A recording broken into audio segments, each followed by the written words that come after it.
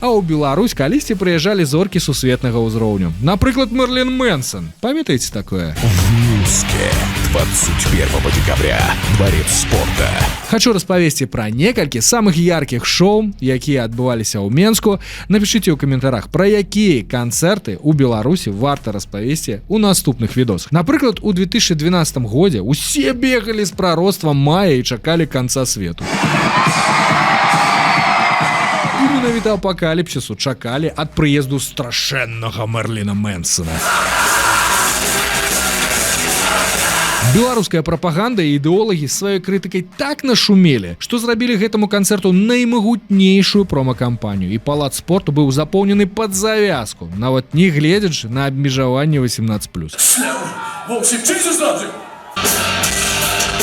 Сам жа Мэнсон, чый пік быў у нулявых, да турне 2012 года ўжо страціў правакацыйнасць, стырчаўся і набраў лішнюю вагу. Але калі казаць пра шоу, яно было мацнейшае. Менск такога яшчэ не бачыў.